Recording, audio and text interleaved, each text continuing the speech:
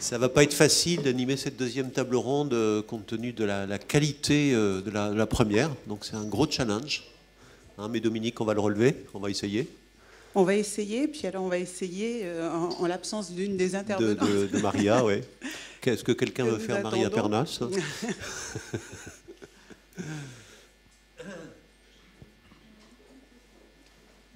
Oui, je vais peut-être me rapprocher. C'est ça. Alors attends, c'est simplement...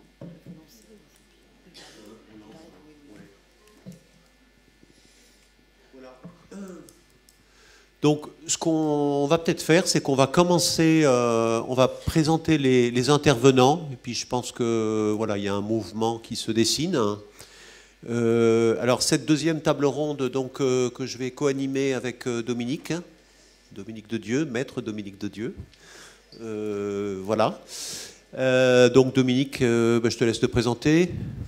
Oui, voilà. Merci Jean-Yves, avocate créatrice du cabinet 3 d'éthique, spécialisée notamment dans ces problématiques éthiques et vigilance. Voilà, et moi Jean-Yves Trochon, donc également avocat au barreau de Paris et par ailleurs administrateur d'honneur de la FJE, puisque j'ai été 25 ans directeur juridique. Voilà. Alors, nous allons présenter très brièvement nos intervenants pour cette deuxième table ronde, donc qui va être consacrée aux obligations de reporting extra-financier. Mais on parle beaucoup plus maintenant de durabilité. Je crois que le thème reporting extra-financier va devenir de plus en plus obsolète. Et donc le nouveau cadre de reporting durabilité, mais aussi on va évoquer les enjeux judiciaires à anticiper, puisque on a eu effectivement une présentation très intéressante sur les contentieux vigilance, et demain il y a probablement nécessité d'anticiper sur les futurs enjeux judiciaires dans le cadre de la mise en œuvre de cette directive CSRD, mais pas que, puisqu'on va également parler du Global Compact, puisqu'on a la chance donc d'avoir Luca Osvaldo Uccello, qui est donc responsable RSE et finances durables hein, au Pacte mondial Réseau France, hein, et qui, Luca a étudié en Italie, en France. Oui, je vous laisse vous présenter peut-être. Ouais. Oui, je suis un mi-produit italien, un mi-produit français. Donc la qualité. Voilà. Non, mais ça, je rigole. Je suis donc effectivement, j'ai étudié économie et management à la Bocconi de Milan, et ensuite j'ai intégré l'ESCP, un programme de grande école, en management toujours, et après quelques années d'expérience dans les services financiers en France, je me suis réorienté il y a 2 ans auprès du Pacte mondial Réseau France. Voilà. Alors moi, je devais présenter Sabine, je peux toujours le faire, mais en fait, je me dis en écoutant Osvaldo que c'est peut-être plus simple, Luca, que c'est peut-être plus simple, Sabine, que tu te présentes aussi brièvement que possible. Voilà. Ce qui n'est pas simple, compte tenu de ton parcours exceptionnel. J'ai cru que tu allais parler de mon âge. Bon, alors. Bonjour. Donc, je suis Sabine Lockman. Je suis aujourd'hui dirigeante d'une société qui s'appelle Ascend, et j'ai décidé à 57 ans, comme ça tu vois je l'ai dit, de travailler avec des personnes que j'avais rencontrées dans des banques, dans des entreprises, pour pouvoir accompagner les dirigeants sur les enjeux de stratégie de vigilance. Je suis aussi présidente d'honneur de l'ASGE, que j'ai eu l'immense honneur de présider il y a 20 ans et quelques, de 2001 à 2005. Et donc d'avoir partagé ma vie professionnelle en deux, pendant 22 ans comme juriste, et ensuite depuis 18 ans comme dirigeante d'entreprise. Voilà, j'ai dirigé des groupes dans le domaine de la santé, dans le domaine RH, des groupes de consulting, et j'ai travaillé dans toutes sortes de situations où, en particulier, les sujets de durabilité sont essentiels, mais je ne le savais pas encore, notamment quand j'ai fermé un site de 400 personnes. Voilà, et Sabine a omis de dire qu'elle a également été présidente de Vigéo, qui est devenue Moody's par la suite, hein, donc à la suite de Nicole Notta. Et par ailleurs, j'ai vu que tu étais, Sabine, membre du collège de la HATVP. Oui, donc je fais partie des membres désignés par le Premier ministre. Donc je suis membre du collège de la Haute Autorité de la Transparence de la Vie Publique, qui est un collège qui se réunit 2 fois par mois et qui accompagne justement les efforts de gouvernance et de transparence de l'État français. Et c'est un devoir de citoyenne que j'ai là aussi beaucoup d'honneur d'accomplir depuis 2 ans et demi. Voilà. Tu as aussi de nombreuses activités de bénévolat et j'ai vu que tu parlais japonais également. Oui, mais alors là, on va peut-être... J'ai 3 enfants, je ne suis pas encore grand-mère. Voilà. Merci beaucoup. Voilà. Oui, merci. Merci à tous. Alors, on va aussi laisser Jean-Marc Vergniaud se présenter, puisqu'on a commencé sous ce format. Je vais faire la transition. Moi, j'ai 3 enfants et je suis déjà grand-père. En fait. Ben voilà, alors parfait. Ça, faut demander à ma fille, par contre. Donc, écoutez, moi, un petit peu comme Sabine, en fait, j'ai créé le cabinet Spinact récemment. Moi, par contre, j'ai eu une carrière au sein des achats. Alors, voilà, je suis peut-être un des rares non-juristes ici dans ce panel. À mon avis, on m'a invité parce que je partage la peine de cette fonction qui est appelée au dernier moment quand il y a un problème. C'est peut-être ce qui nous rejoint. Donc, passer 30 ans de carrière au sein de grands groupes internationaux, mais aussi de petites entreprises, à différentes positions. Entreprise Schlumberger, si vous connaissez, donc une grande entreprise du domaine du pétrole qui est en train de faire sa mue vers les nouvelles énergies, et de façon plus ancienne chez Alcatel. Voilà, mon background, en fait, il est plus technique. Je suis ingénieur à la base en électronique. J'ai fait une formation ingénieur de l'essier, formation aux achats à l'ESCP, et plus récemment, j'ai fait un executive MBA à l'EDEC, voilà, pour le parcours académique. Merci Jean-Marc. Et puis alors, je vais vous présenter en son absence Maria Pernas qui est sur le point d'arriver et donc qui prendra la table ronde en route.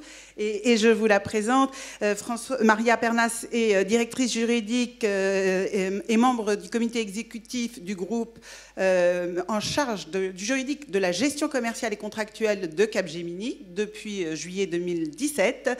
Elle était senior vice-présidente directrice juridique groupe opération chez Atos, où elle a exercé un certain nombre de fonctions et où elle était notamment en charge du programme de diversité du groupe. Autant dire que Maria s'occupe de RSE à proprement parler et de reporting extra-financier depuis longtemps. Elle a débuté sa carrière chez PwC à Madrid et puis elle a rejoint le groupe SEMA devenu Atos, où elle a passé ainsi une grande partie de sa carrière. Elle est admise au barreau de Madrid, donc ancienne avocate ou toujours avocate, selon. Elle est aussi administratrice du Cercle Montessieux et elle a été reconnue parmi les 50 femmes avocates les plus inspirantes en 2018, notamment d'ailleurs pour ses pensées sur les questions et les sujets de RSE.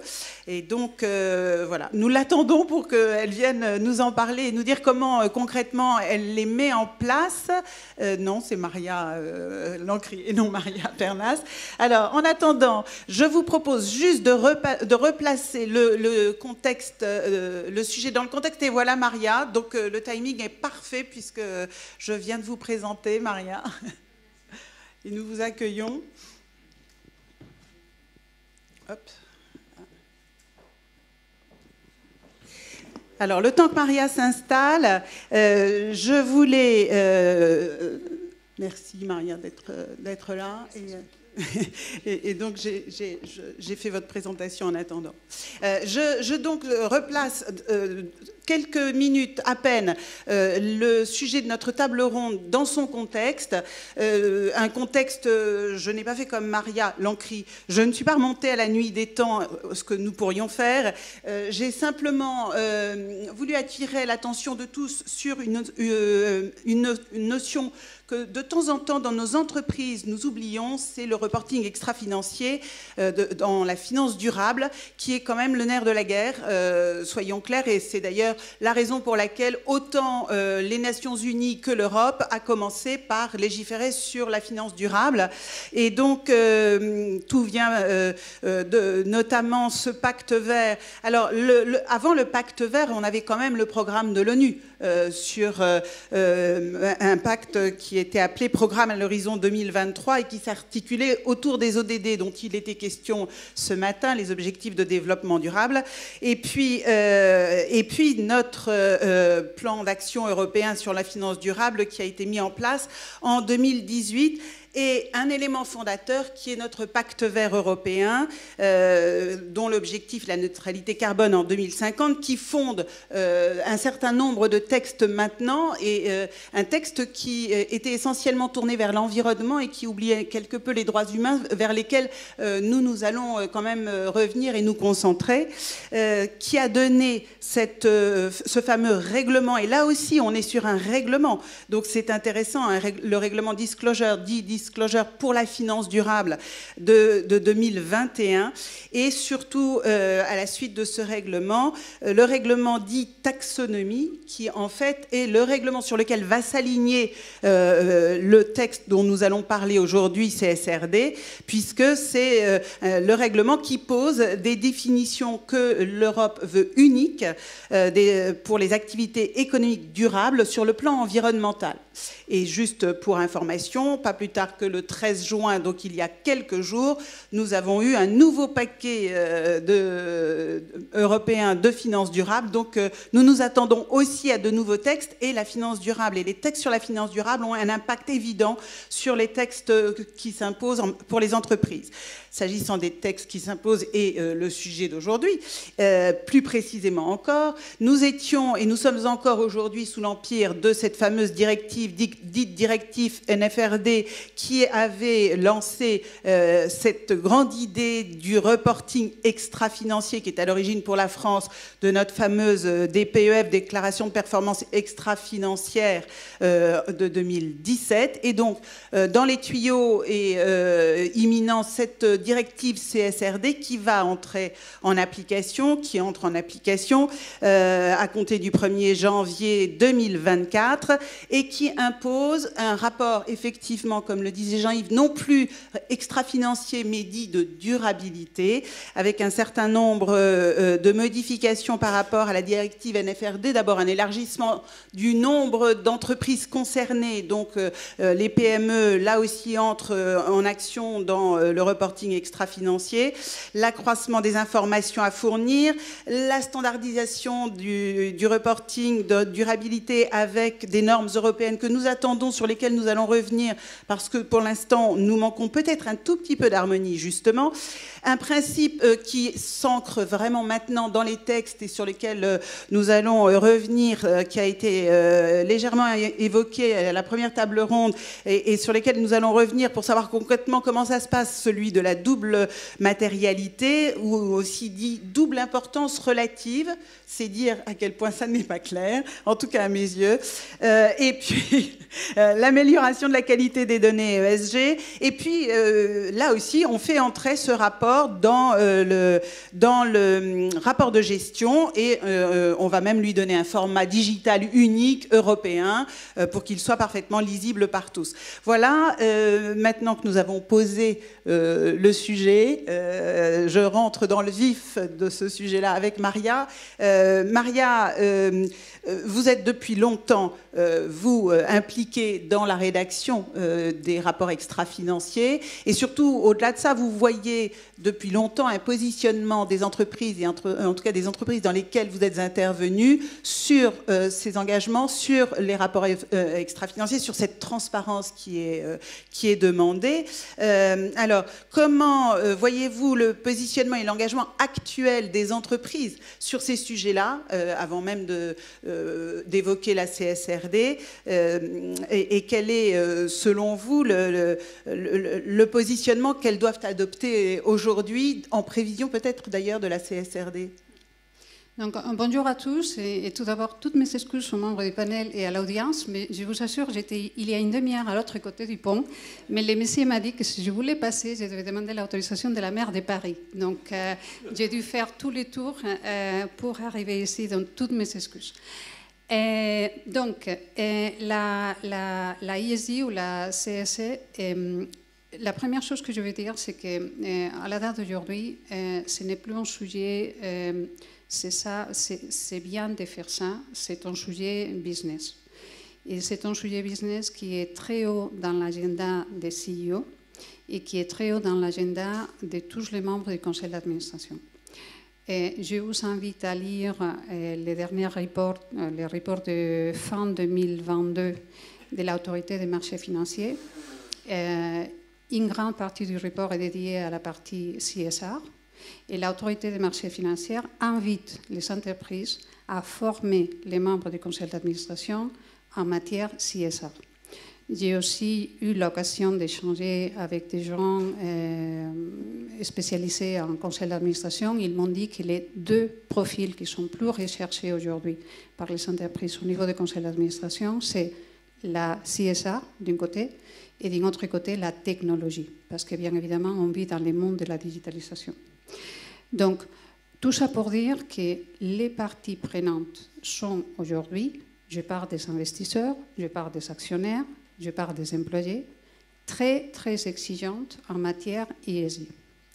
J'ai échangé avec quelqu'un hier qui me disait « Non mais Maria, mais oui, mais tu parles, mais finalement les entreprises sont là pour faire du profit. » Et moi je dis la profitabilité et la durabilité vont ensemble. Et on peut faire du profit en restant responsable et en étant responsable. Et c'est ça que les entreprises essayent de faire aujourd'hui. Et si je parle de Capgemini, nous avons déjà publié en 2021 notre politique ESG. Notre politique ESG définit 8 priorités. Et dans chaque priorité, nous avons plusieurs KPIs qui sont publiés sur notre site web. Et vous savez qu'à partir du moment où vous publiez tout ça sur votre site web, à partir du moment où vous vous engagez vis-à-vis des parties prenantes, comme on dit en anglais, failure is not an option. Parce que si on rate, si on n'atteint pas nos objectifs, définitivement, ça va impacter fortement la valeur de la société parce que ça va impacter fortement les prix de l'action. Donc, s'agissant du reporting, le reporting n'est pas une chose nouvelle.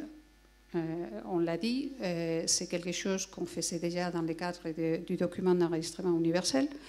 Et en revanche, jusqu'au présent, je pense qu'on a fait face à plusieurs challenges. Le premier challenge, c'est la multiplicité des normes. Et le deuxième, c'était l'absence d'une taxonomie, l'absence d'une terminologie commune.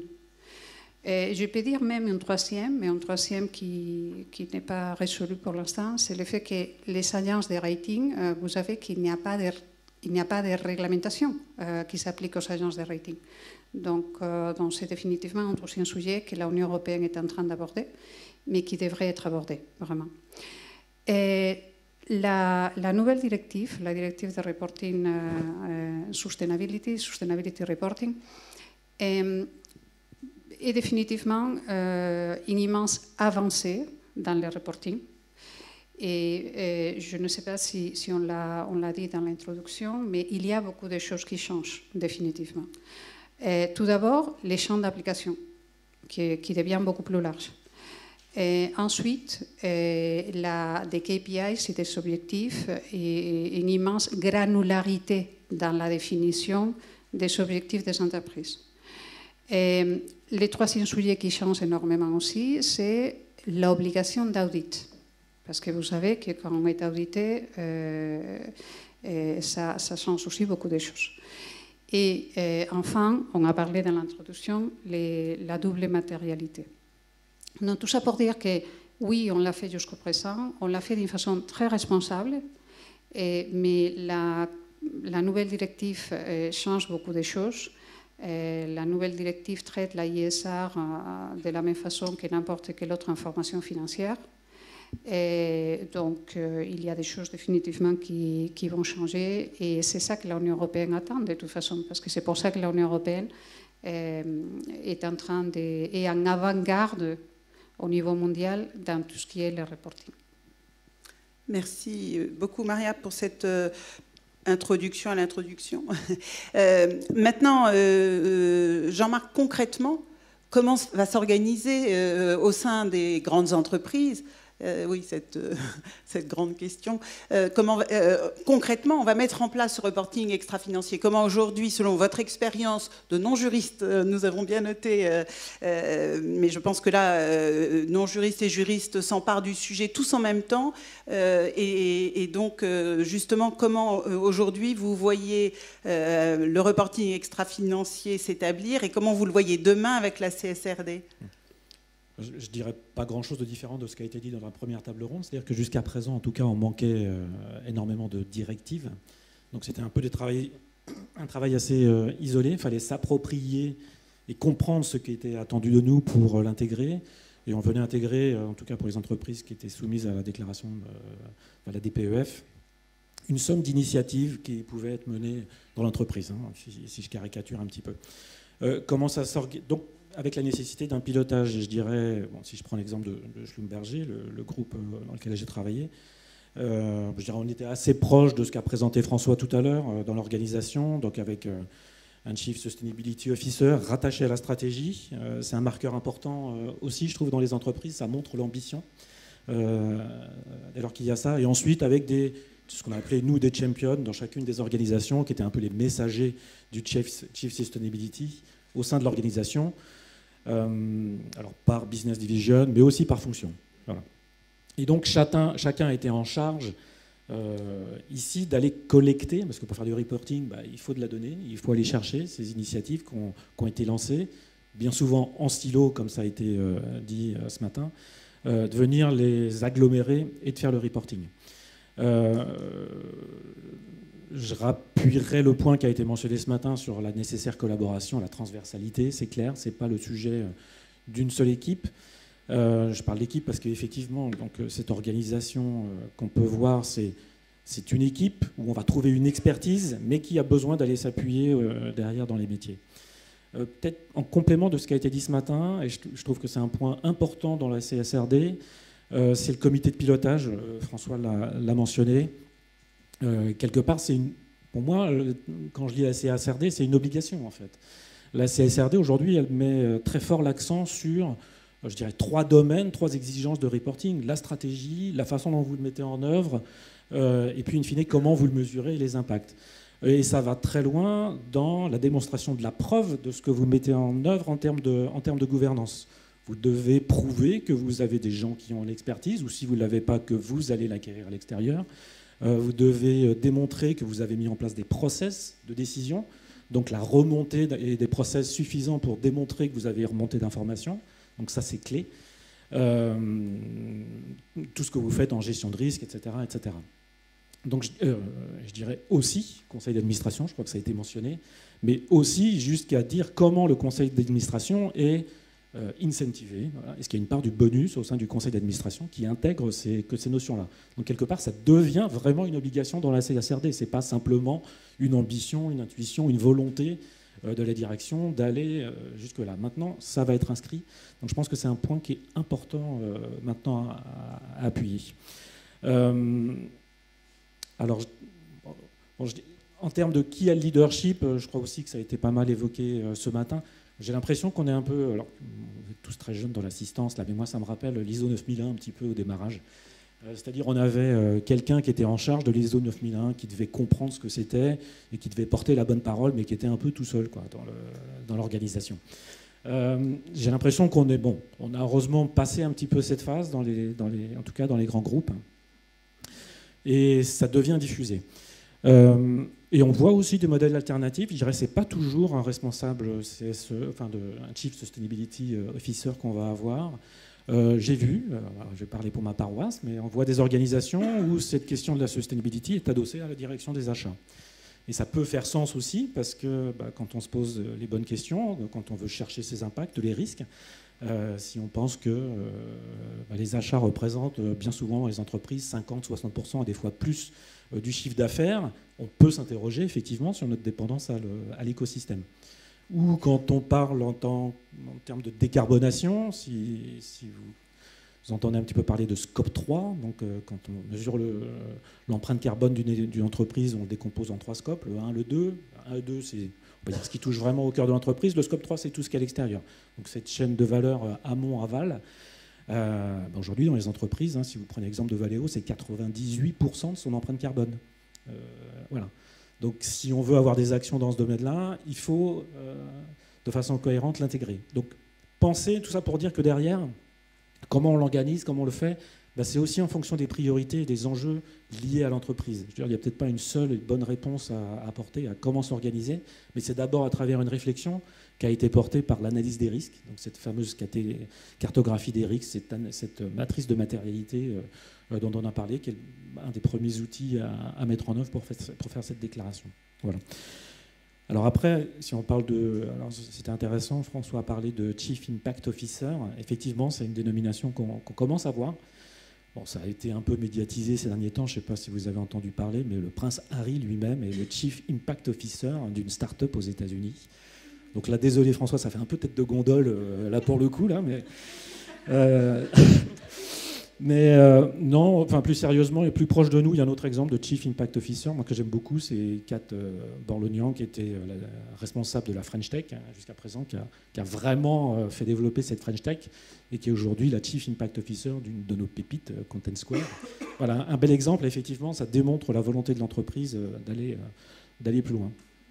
Bon, un autre axe peut-être pour terminer que je vois quand même, et ça va dans le sens de l'intro de Jean-Yves, c'est qu'effectivement, je pense qu'on ne va plus parler d'extra-financier, mais on va parler de durabilité. Donc on voit maintenant, en tout cas dans les groupes qui sont, je dirais peut-être, que je vois le plus avancé sur ces sujets, quand même les DAF s'approprier ce sujet-là avec les équipes d'audit interne. Cette question, on va aller vraiment de l'extra-financier vers cette notion de durabilité, de performance durable, qui viendra consolider à la fois cette dimension financière et extra-financière. Donc, c'est peut-être Lydia qui le mentionnait, on va parler de Chief Value Officer. Voilà, on commence aussi à avoir pas mal de choses comme ça. Alors Sabine, moi je m'adresse à l'ancienne dirigeante de Vigeo Moody's, donc agence bien connue de reporting extra-financier, et également à la dirigeante d'Ascend, aujourd'hui qui accompagne les entreprises dans la mise en œuvre de cette transition finalement vers la directive CSRD, donc passer du reporting à la durabilité, hein, si je puis dire. Peut-être un constat rapide de ce qu'a permis de créer comme paysage en termes de reporting extra-financier la directive NFRD, donc Non-Financial Reporting Directive, qui est donc l'ancienne directive, celle qui précédait la directive CSRD. Et puis pourquoi est-ce que vous pensez qu'il était nécessaire de passer d'une approche un peu statique finalement du reporting à une approche plus dynamique avec la directive CSRD? Parce qu'il faut dire que la notion de reporting n'a pas forcément toujours bonne presse. Évidemment, on critique énormément le risque d'éco-blanchiment, de greenwashing, hein, comme on dit. Est-ce que vous pensez qu'il y a une véritable avancée avec cette nouvelle directive?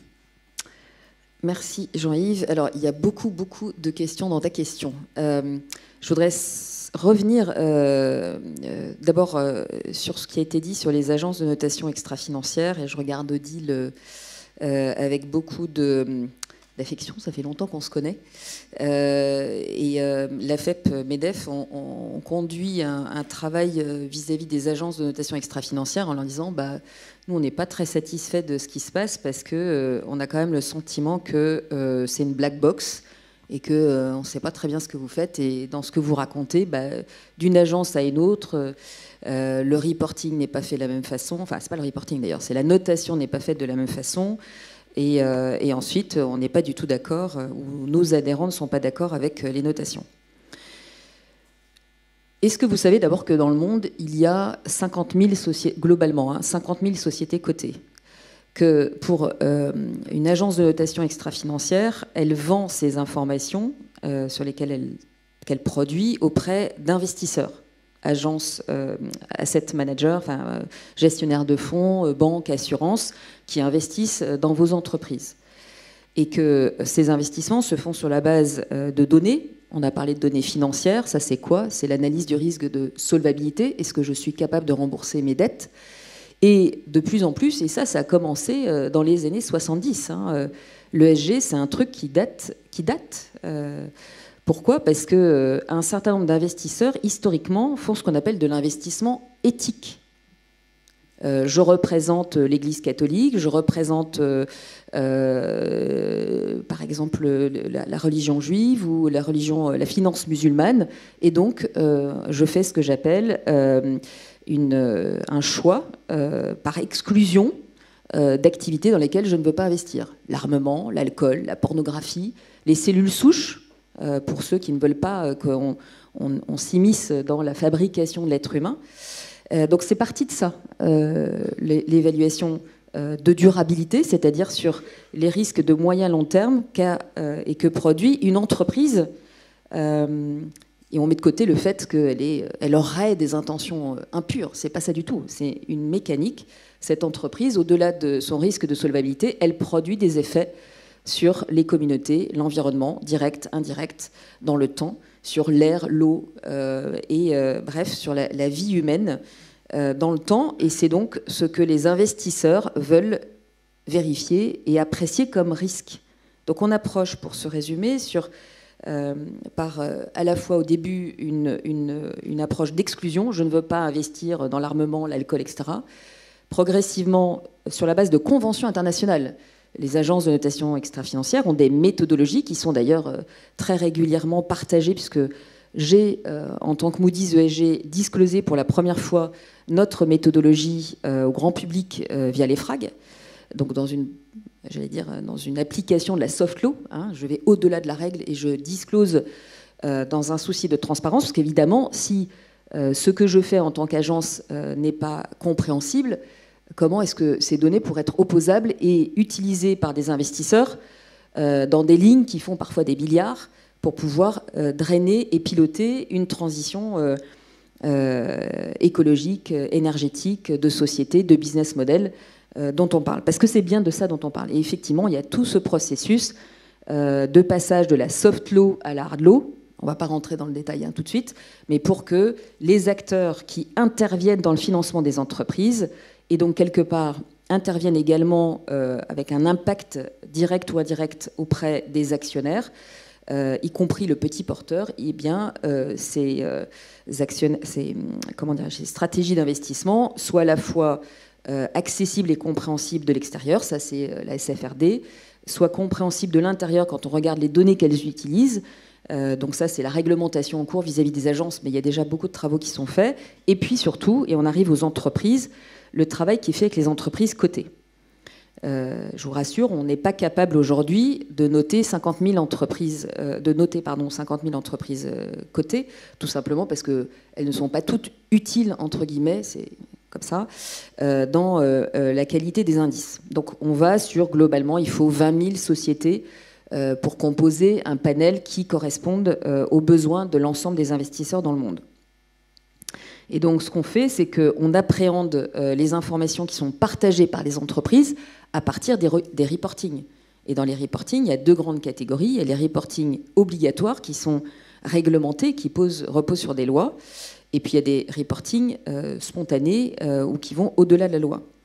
L'énorme chance, et je vais me concentrer sur l'Europe, c'est qu'en Europe, nous avons effectivement un droit positif, et aussi en France, grâce d'ailleurs aux travaux des équipes aussi au sein du MEDEF et de la FEP, qui ont poussé à structurer progressivement à la fois le droit mou, au travers des chartes et des codes éthiques, en particulier sur les sujets de gouvernance, mais pas que, et également l'interaction sur les règles, on va dire, dures, qu'elles soient là encore le travail des parlementaires français ou du gouvernement français ou au niveau de la région.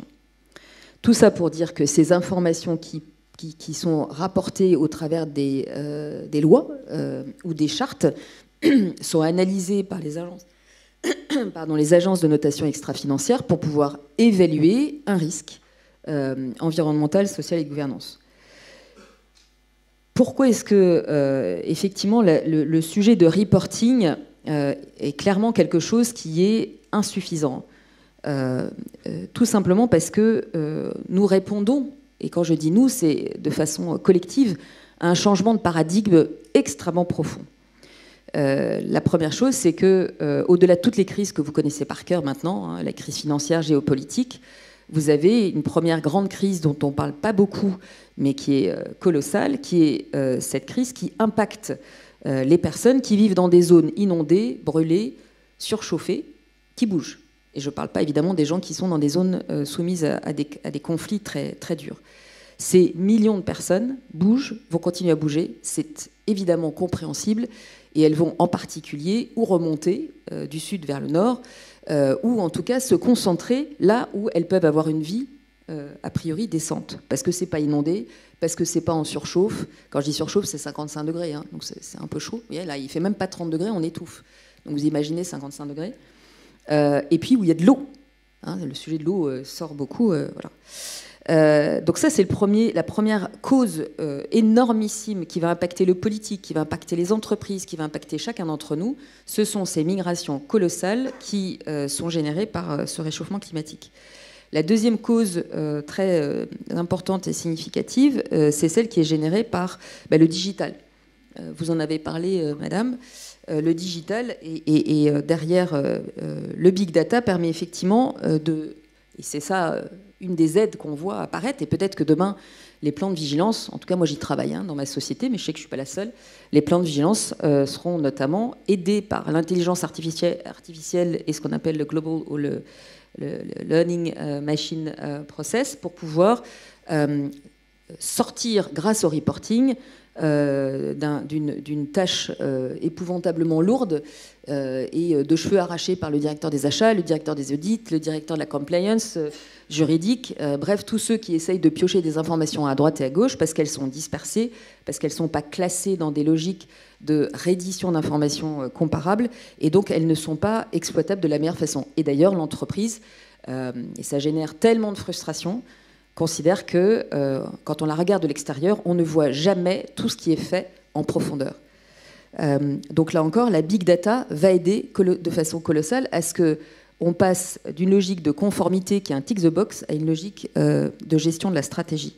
Et je terminerai aussi, parce que c'est aussi le point que tu soulevais dans le dernier élément de ta question, sur le sujet des médias sociaux et des réseaux sociaux. Aujourd'hui, à la table des dirigeants, ça c'est pas écrit dans le rapport de l'AMF, mais c'est une réalité, vous avez deux catégories de personnes, pas non grata, mais extrêmement présentes. D'un côté, vous avez le juge, qu'il soit privé l'arbitre, que ce soit le juge du judiciaire, etc., vous en avez parlé tout à l'heure, puis de l'autre côté, vous avez le juge de l'opinion publique. Voilà. Et de ces deux côtés-là viennent beaucoup d'attentes, de demandes, d'injonctions et d'exigences. Voilà.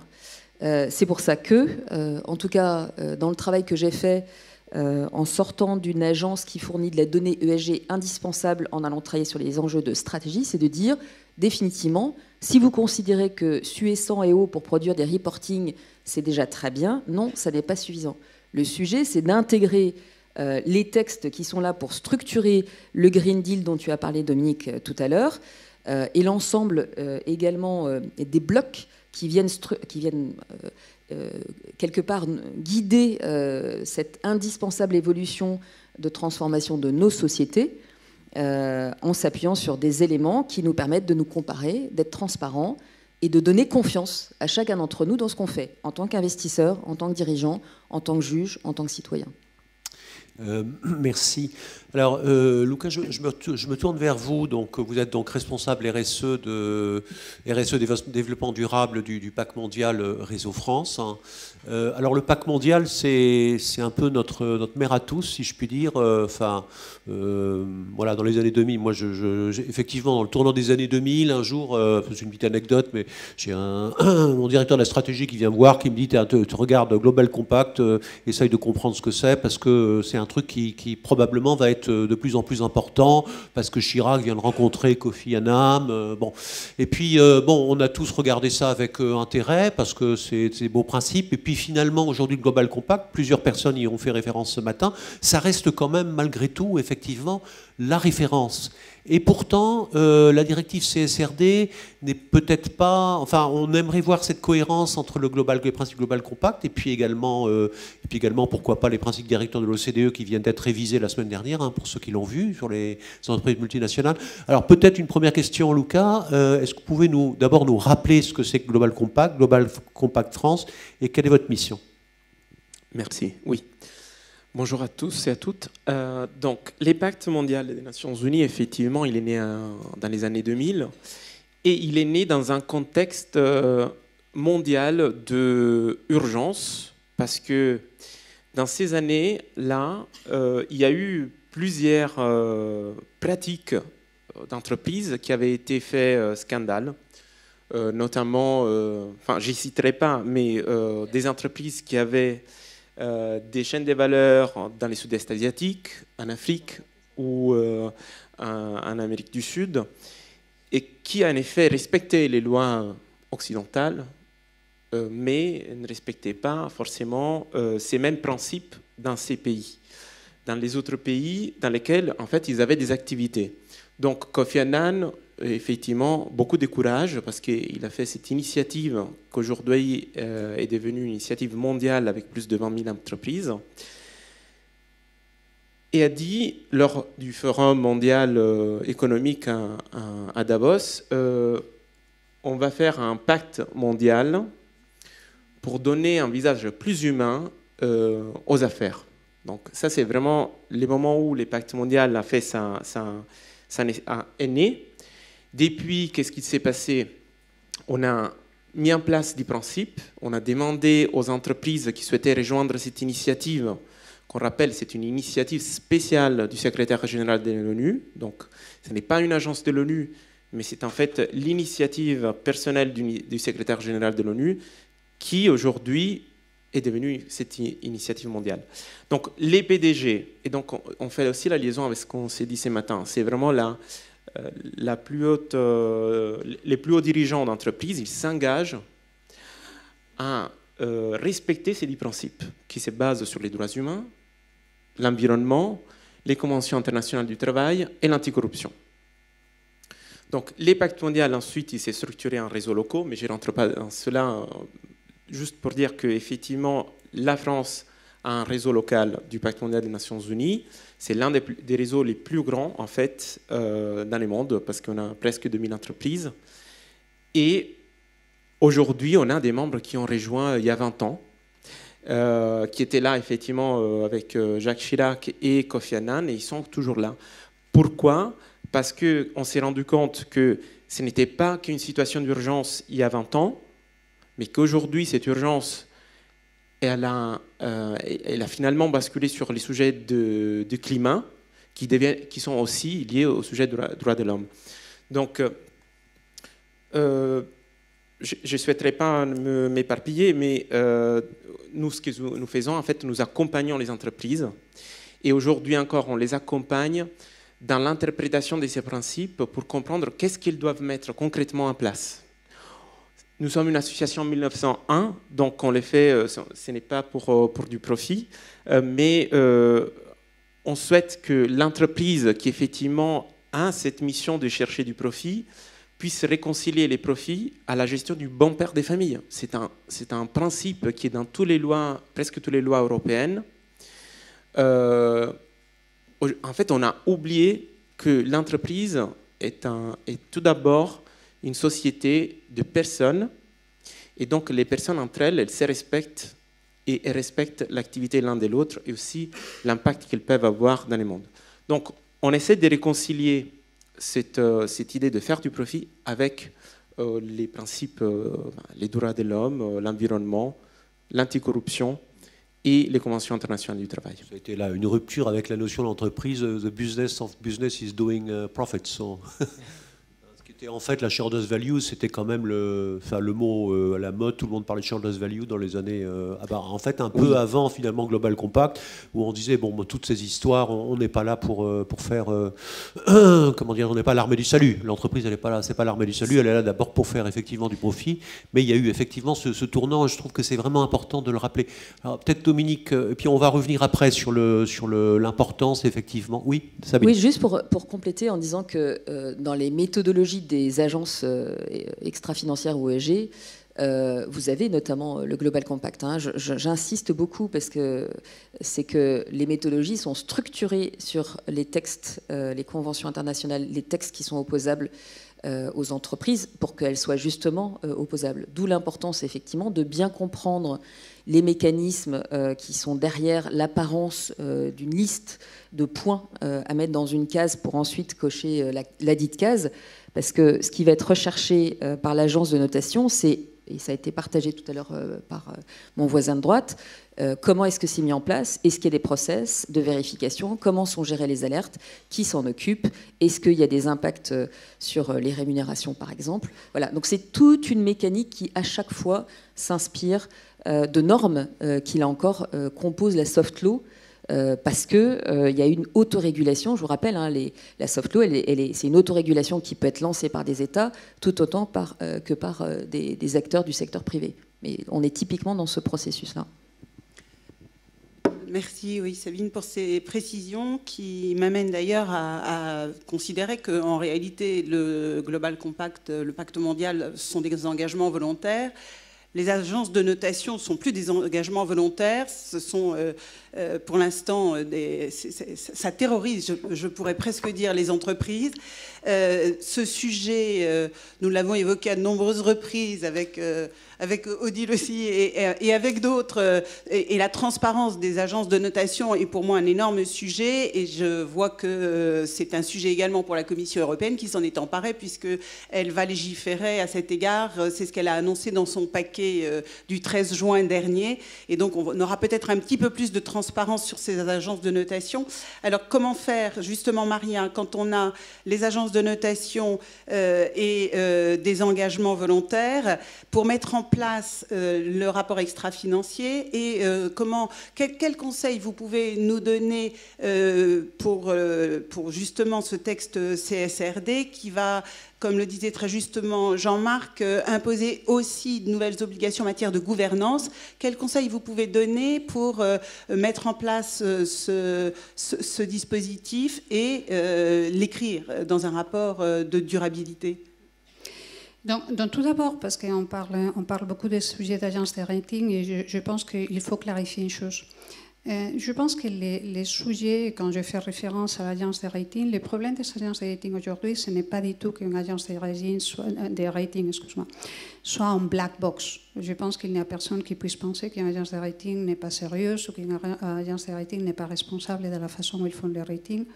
Je suis convaincue que c'est le cas. Le problème, c'est que la soft law, et ça s'applique aussi à la soft law qu'on développe au sein des entreprises, a un champ d'application limité. C'est-à-dire, toutes les agences n'ont pas nécessairement la même soft law dans tous les domaines, donc ça complexifie un peu la vie des entreprises. Donc, c'est pour ça que je veux dire, c'est que les cadres de la directive, même si ça mène des obligations, c'est aussi vrai que ça simplifie aussi certains sujets qui sont aujourd'hui dans de multiples réglementations et d'une façon beaucoup plus fragmentée. Mais je pense que cette clarification est importante parce que le respect pour les agences de rating est absolu. Donc, s'agissant des entreprises, Sabine l'a dit, il y a une chose qui change avec la nouvelle réglementation, c'est qu'on a besoin d'une stratégie. Et on a besoin d'une stratégie à moyen et long terme. Donc, pour toutes les entreprises, la stratégie va être mise en place d'une façon en 2025 dans les documents d'enregistrement universel de 2025 pour l'exercice 2024, mais avec un scope limité, et ensuite 2026, 2027, etc. Donc, la première recommandation, bien évidemment, c'est que toutes les entreprises, quelle que soit la taille, devraient commencer à définir leur stratégie. Particulièrement ceux qui n'avaient pas une obligation de reporting jusqu'au présent. Une stratégie ne se définit pas du jour au lendemain. On sait tous que l'entreprise doit continuer à faire des profits, mais j'insiste, les profits et la durabilité sont parfaitement compatibles les uns avec les autres. Mais ça demande une réflexion. Et c'est pour ça que si cette réflexion peut être faite au plus vite, je pense que c'est la bonne chose à faire. Pour les entreprises qui avaient déjà une obligation de reporting, ça change aussi pas mal de choses. Donc, il faudrait commencer par, et c'est ça que nous avons fait, évaluer les écarts entre la réglementation qu'on applique à notre reporting actuellement et la nouvelle directive. Et ensuite, la définition d'une roadmap détaillée, et une roadmap transversale. Je pense qu'on a fait référence aussi à tout à l'heure. La directive de reporting s'applique d'une façon transversale. Nous avons fait l'évaluation des lignes de reporting. Nous sommes arrivés à autour de 1300 lignes de reporting. Ces 1300 lignes de reporting s'appliquent aux différentes fonctions au sein de l'entreprise. Donc, c'est un effort collectif qu'il faut faire. On a aussi parlé d'un comité de pilotage. Il me semble essentiel d'avoir un comité de pilotage parce qu'il ne s'agit pas seulement de la direction financière. Au sein de Capgemini, c'est la direction financière qui coordonne les projets. Mais il ne s'agit pas seulement de la direction financière. C'est tout l'ensemble de l'entreprise qui doit s'engager dans la mise en place de nouveaux KPIs, de nouveaux objectifs et de cette nouvelle stratégie. Dans notre cas, une stratégie qui va évoluer, mais la stratégie était déjà là. Qu'est-ce que ça va demander? Ça va demander certains, pour les entreprises qui faisaient déjà un reporting, ça va demander certains ajustements stratégiques. Ça va demander aussi des investissements. On parle beaucoup, on parlait, je suis d'accord avec Sabine, il y aura beaucoup plus d'informations, la big data. Ça sera digitalisé. Et en revanche, je vais aussi renforcer les messages concernant la big data. Ça sera une big data responsable. Et qu'est-ce que je veux dire avec ça? Si vous regardez, nous faisons partie des plus gros acteurs au niveau mondial dans le domaine de la digitalisation et la technologie. Si vous regardez nos objectifs, nos priorités, nos engagements sur notre site web, il y a un engagement qui est clé pour nous, c'est d'aider nos clients à devenir plus durables et responsables dans la gestion de l'IT. Donc, à titre d'exemple, nous avons déjà des contrats aujourd'hui dans lesquels on s'engage à réduire de 25%, de 35% l'empreinte carbone de l'environnement de technologie de nos clients. Donc, je peux vous assurer, et je parle, je pense pas seulement au nom de Capgemini, mais je pense que c'est l'industrie qui est parfaitement consciente de la big data. Et c'est pour ça que la big data sera une big data responsable qu'on fera en même temps qu'on réduit l'empreinte carbone associée à la technologie, sans doute. Alors je me tourne de nouveau vers Sabine. On a un mouvement, un trend, on dirait en anglais, de plus en plus médiatisé, qui concerne les résolutions Say on Climate, qui sont des résolutions donc, qui finalement font vivre la démocratie actionnariale et obligent finalement la direction générale à finalement faire du reporting d'une certaine manière, ou pour utiliser un autre terme, à débattre de sa stratégie, alors non seulement sur le climat, mais plus généralement sur la RSE.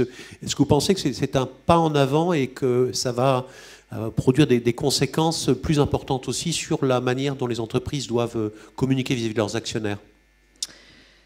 Pour moi, je vois deux choses extrêmement importantes. La première, ça a été évoqué tout à l'heure, et j'imagine qu'à l'occasion de la première table ronde, ça a aussi été partagé. On parle bien de stratégie, et de stratégie qui doit être partagée entre l'exécutif et le conseil d'administration, le conseil de surveillance.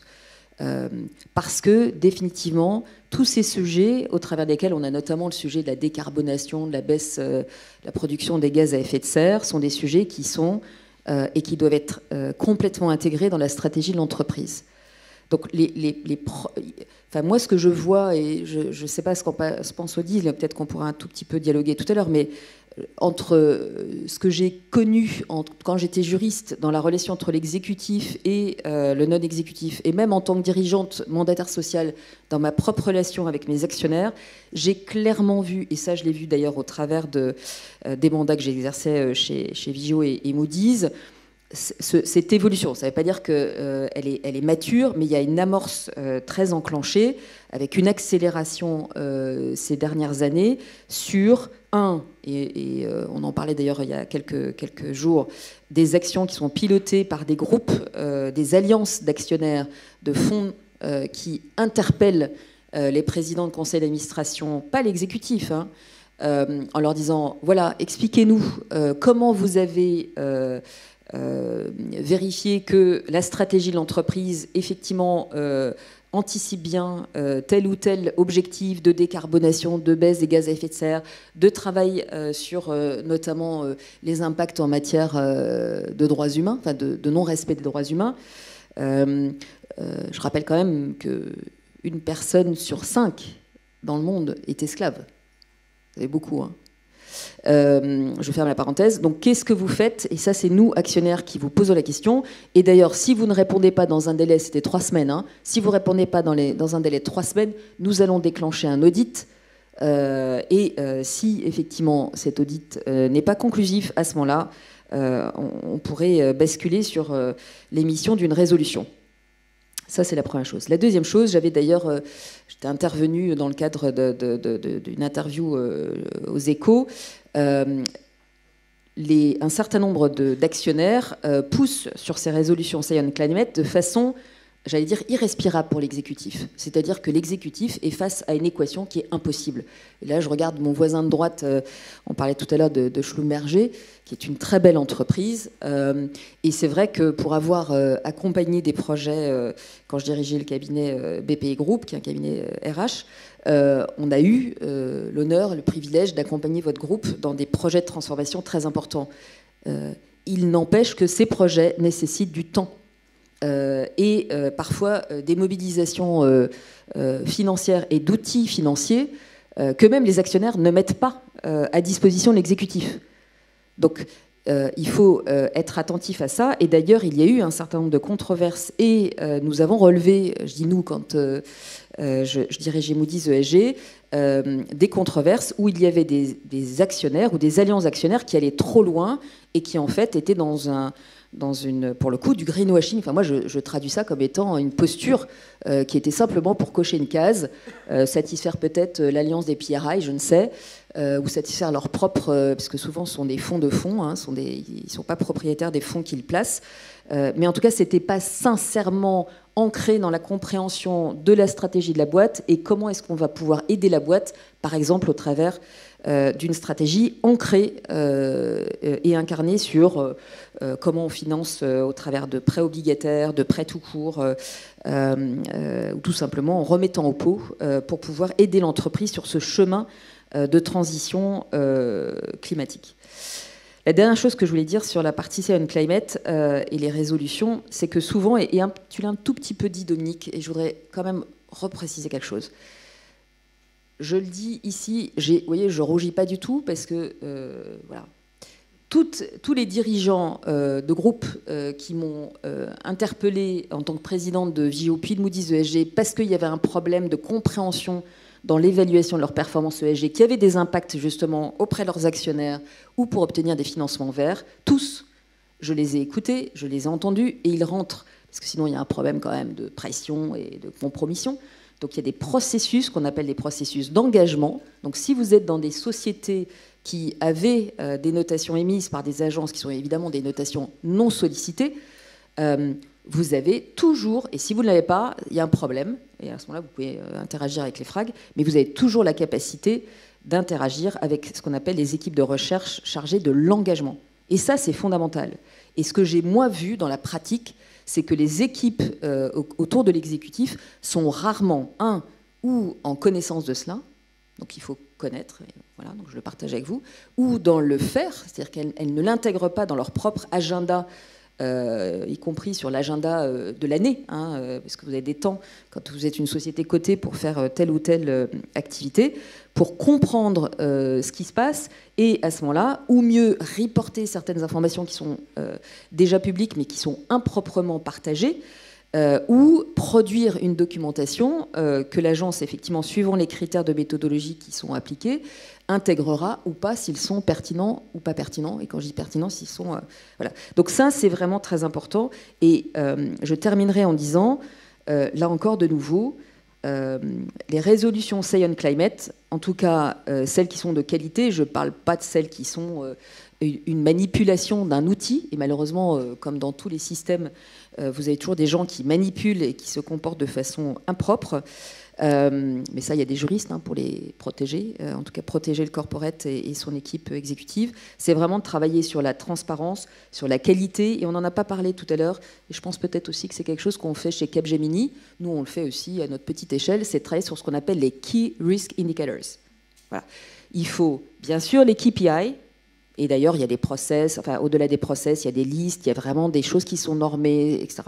Mais à côté de ça, et vous avez vraiment quelque chose qui est de mieux en mieux maîtrisé sur l'appréhension des ce qu'on appelle les Key Risk Indicators, qui sont véritablement en complément des KPI, des éléments qui permettent, là encore, de favoriser le travailler ensemble, de favoriser la qualité de la reddition d'informations, là encore, parce que ça, non pas parce que ça fait tout, mais parce que ça permet d'engager ensuite, notamment avec ou les autorités, ou l'actionnaire, ou les actionnaires, ou avec les agences, voilà.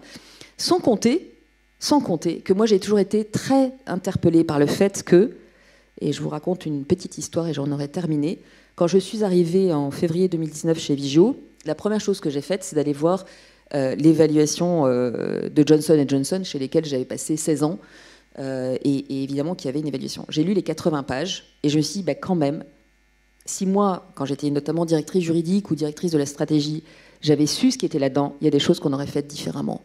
Et je trouve que vous, dans les entreprises, je me permets de le dire avec beaucoup de conviction, parce que c'est accessible, vous n'allez pas chercher l'information là où elle est. Et ça, c'est très important.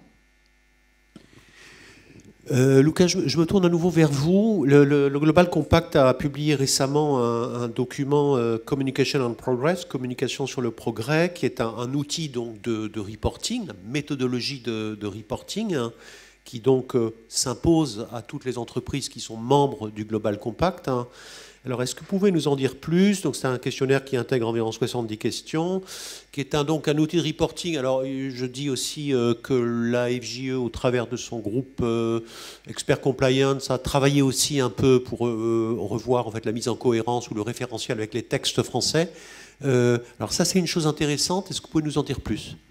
Oui, derrière cette communication en progress. Alors, il faut d'abord dire que la communication sur les progrès a changé effectivement cette année, est devenu un questionnaire sur lequel en fait nous avons aussi travaillé ensemble avec la FJE, mais avant existait déjà sous forme de rapport de développement durable au format narratif. J'aimerais prendre juste un peu plus extraire un peu de la vision, faire extrapolation de ça pour dire que pourquoi nous avons changé déjà.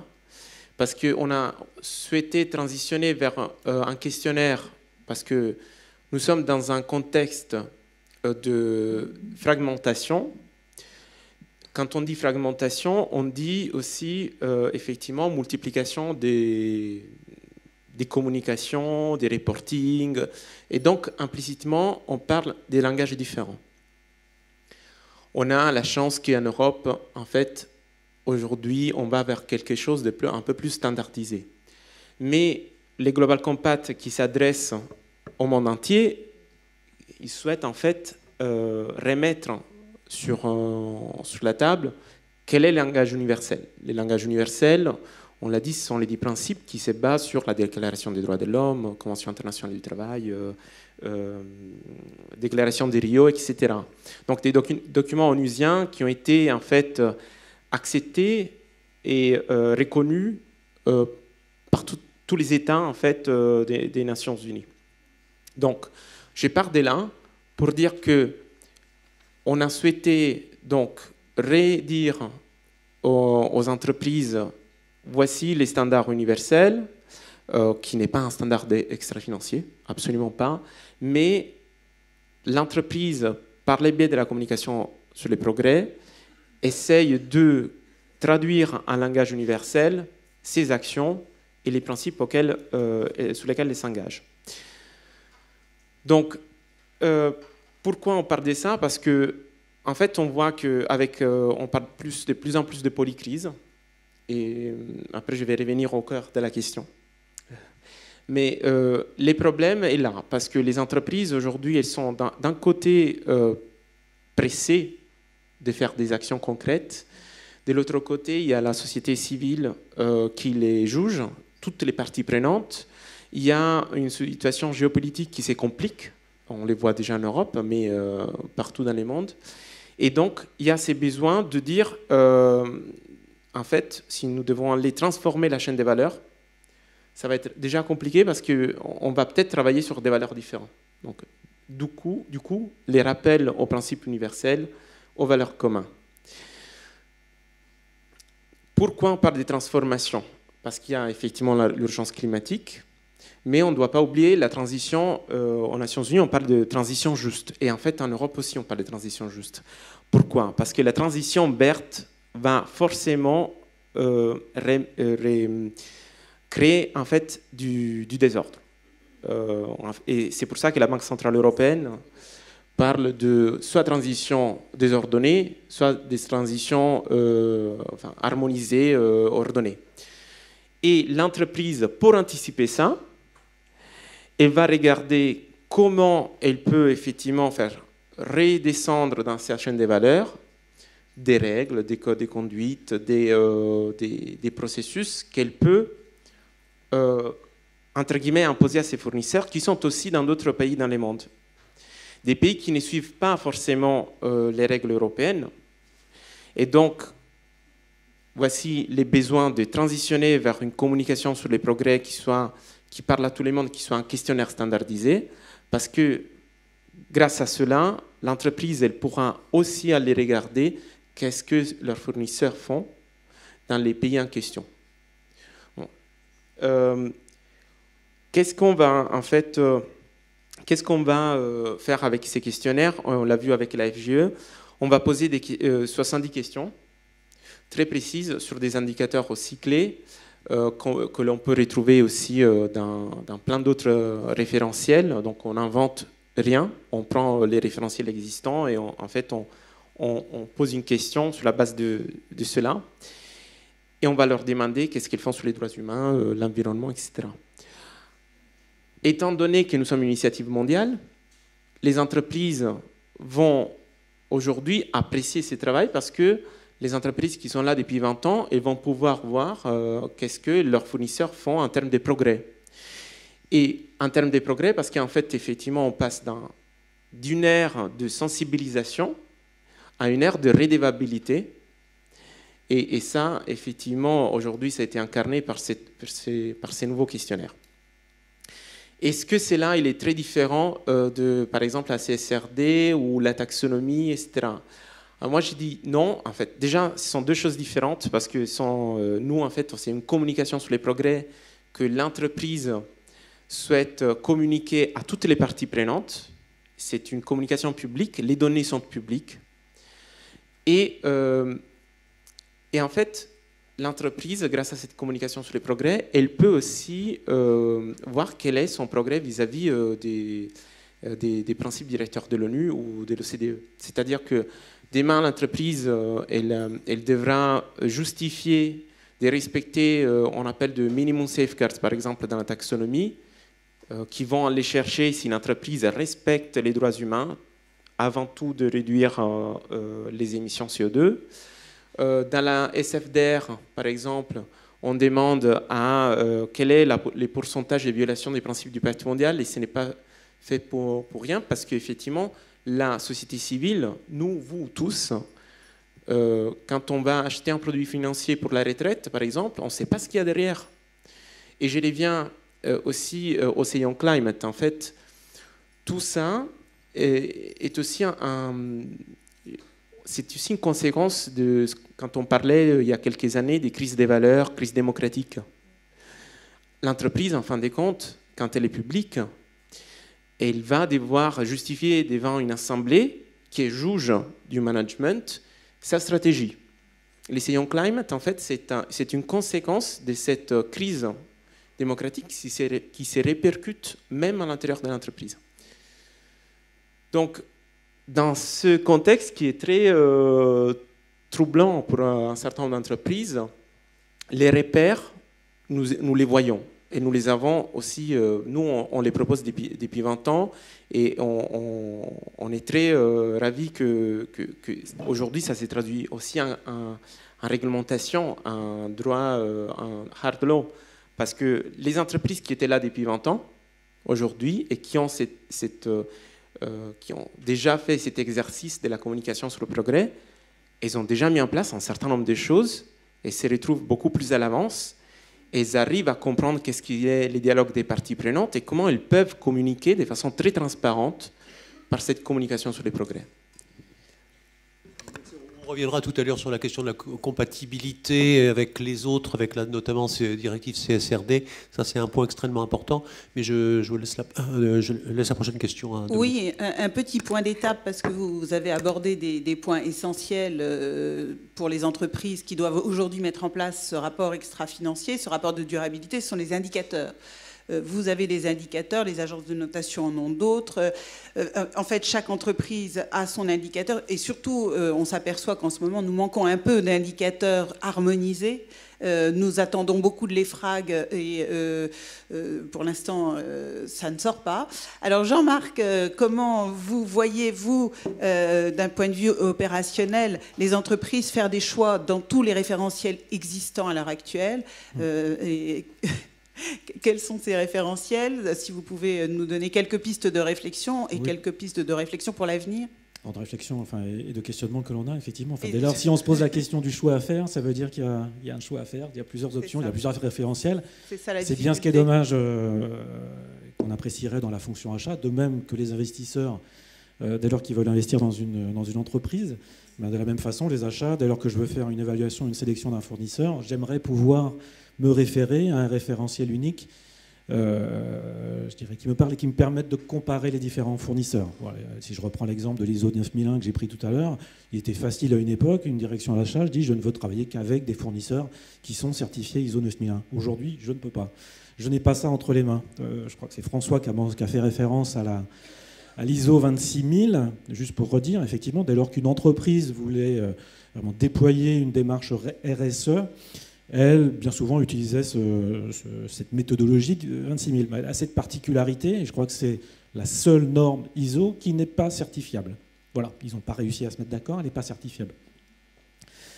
Et quelque part, je pense que c'est ce qui a généré aussi tout ce foisonnement de labels que l'on a vu émerger, et qui nous rend cette tâche difficile aussi, cette capacité à évaluer proprement et de façon, je dirais, comparable. J'ai quand même aussi une obligation, la loi SOX, qui me dit que je dois faire une évaluation, une sélection sur la base de critères objectifs de mes fournisseurs. Voilà. Alors, que vaut ce label par rapport à un autre?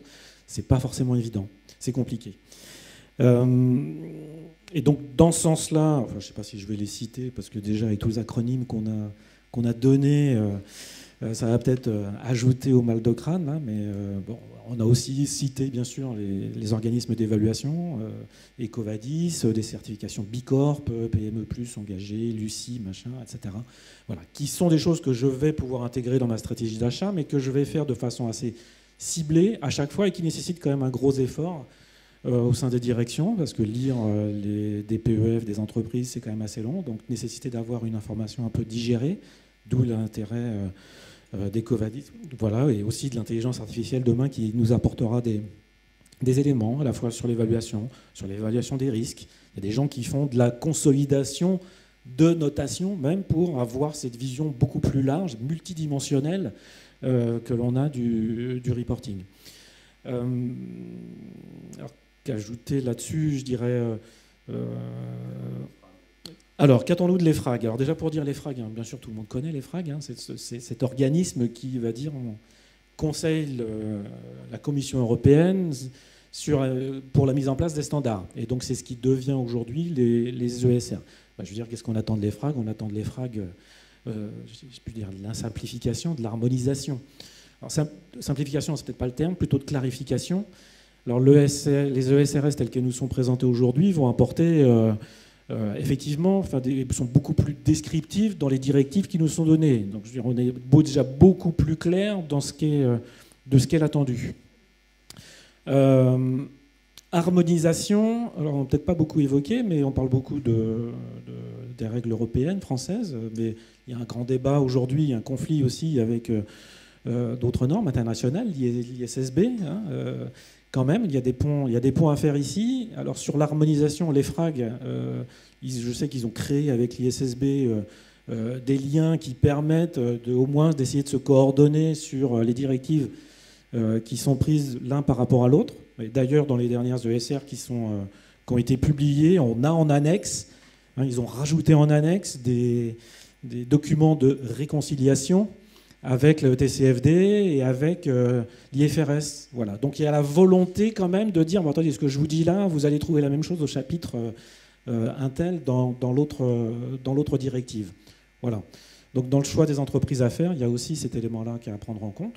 Ma juridiction, est-ce que je suis international, est-ce que je suis local? Ça, ce sera un élément important. Avec, je ne sais pas si on l'aborde maintenant ou plus tard, enfin on a déjà évoqué cette notion de double matérialité.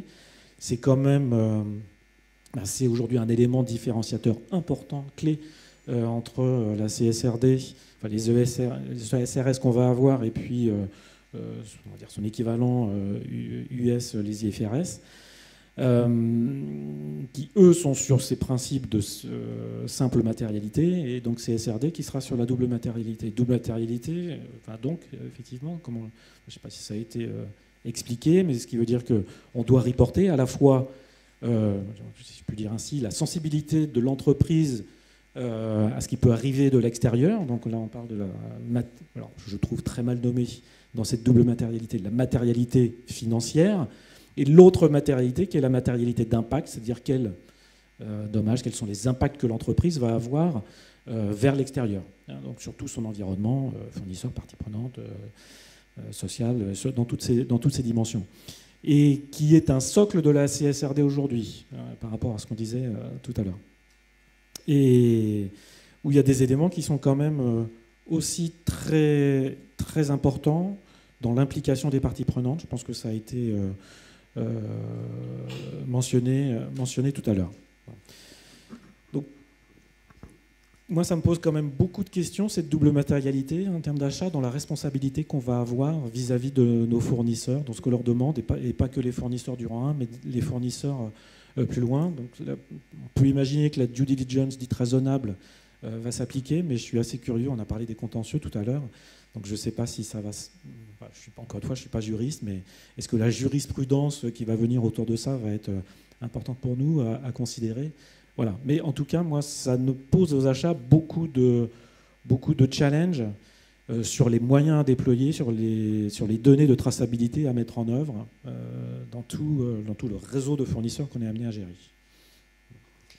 Merci beaucoup. Alors, nous arrivons vraiment sur le prospectif et Maria, justement, pour revenir un peu au droit, parce que c'est aussi un peu notre sujet.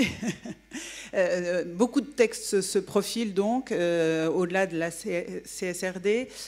Donc, les entreprises voient une multiplication de textes et d'obligations et de responsabilités et d'enjeux.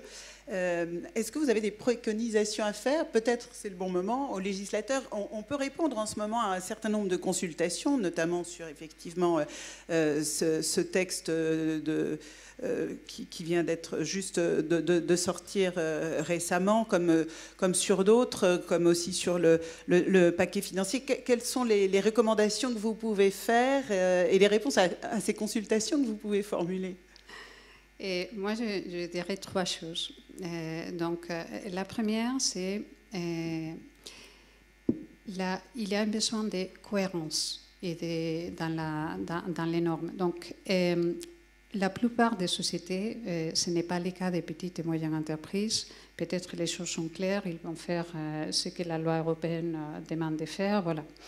Mais l'économie est dans les mains d'un grand nombre de sociétés qui prêtent service partout dans le monde. On vit dans le monde de la globalisation et c'est la réalité.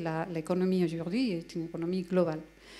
Donc aujourd'hui, on est en train de parler de Corporate Sustainability Reporting Directive, mais la réalité, c'est qu'au UK, la Financial Conduct Authority est en train de publier aussi des Sustainable Reporting Requirements.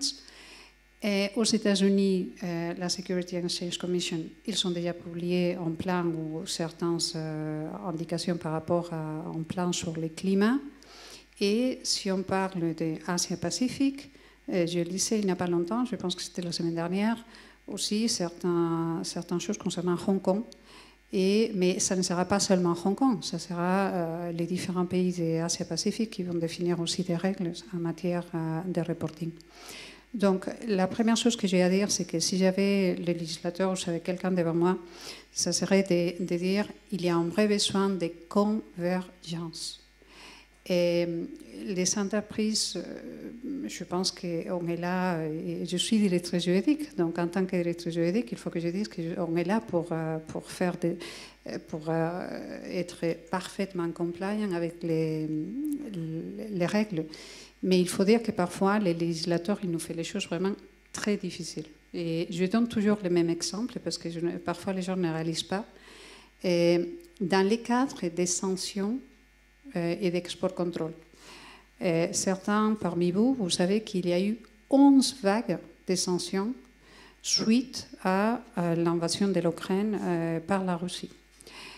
11 vagues de sanctions qu'il faut multiplier par 3, parce que les États-Unis, la règle aux États-Unis n'est pas la même que la règle au UK, la règle au UK n'est pas la même que la règle en européenne, donc quand vous prêtez des services à un client au niveau mondial, vous devez prêter des services avec des cadres qui sont complètement différents en matière de sanctions.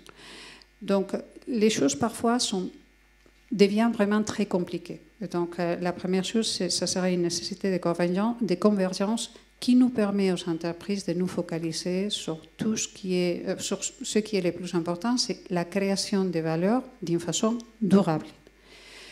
Et la deuxième chose, pour moi, c'est, vous savez qu'on parle souvent que la norme, il faut fit for purpose. La deuxième demande que j'aurais pour les législateurs, et là je ne parle pas comme une grande entreprise, je parle plutôt pour les petites et moyennes entreprises, c'est qu'il faut prendre en compte la taille de l'entreprise, il faut prendre en compte l'industrie de l'entreprise quand on définit certaines règles. D'accord ?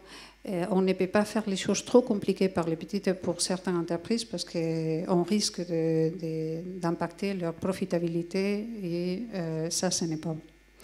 Et enfin, on a parlé de simplification. Tu avais dit on n'a pas parlé de simplification. Moi, je vais parler de simplification parce que oui, il ne faut pas non plus que les reporting extra-financiers, c'est un des multiples reporting qu'une société doit faire. Il y a la loi Sapin, il y a de nombreuses lois qui nous obligent à faire des KPIs et des reporting. Je pense que la simplification est aussi très bienvenue. Il ne s'agit pas de ne pas reporter, il s'agit de reporter de la façon la plus simple possible, de nouveau, et j'insiste sur ça, pour permettre aux entreprises de continuer à créer de la valeur, j'insiste, de façon durable. Alors, je crois que Sabine doit nous quitter bientôt et puis le temps tourne, hein, donc puisque à 1h il faut qu'on arrête.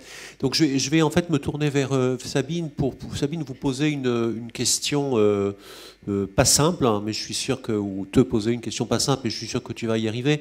Il y a à peu près 50 000 entreprises qui vont être concernées par la directive CSRD versus à peu près 12 000 aujourd'hui par l'ancienne réglementation. Donc beaucoup d'entreprises vont découvrir finalement le sujet. Pour des grandes entreprises, des Capgemini ou autres, c'est plutôt une question de migration vers le nouveau référentiel, mais pour beaucoup d'entreprises, c'est finalement assez nouveau. Donc comment est-ce que quel est le pitch ? Comment est-ce que tu arrives à convaincre les entreprises de pouvoir effectivement migrer vers ce nouveau référentiel CSRD qui est finalement tout nouveau, et puis aussi à qui finalement s'adresse on va quand même parler de reporting malgré tout parce que ça reste du reporting. À qui est-ce que ça s'adresse ? On parle aux investisseurs, on parle à la communauté des parties prenantes, on parle aux salariés. Quel est le driver effectivement pour arriver à faire en sorte que vraiment ça soit ancré dans la stratégie et dans la gouvernance de l'entreprise ?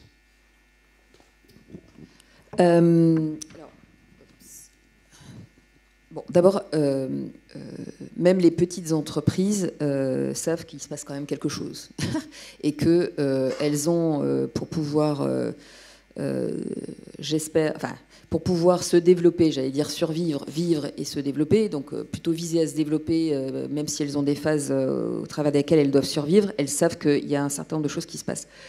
Moi, l'approche, ce serait plutôt par rapport à des cas pratiques, rapportés à quelle est ma stratégie, qui me finance, qui sont, tu parlais de parties prenantes, quelles sont les parties prenantes qui sont les plus essentielles pour que dans 150 ans, je sois toujours là avec l'ADN qui a fait mon succès jusqu'à présent, ou qu'est-ce qu'il faut que je fasse changer dans cet ADN ou dans mon business model pour pouvoir continuer à être là, par exemple parce que je fonctionne avec des moteurs qui ne consomment que du gasoil.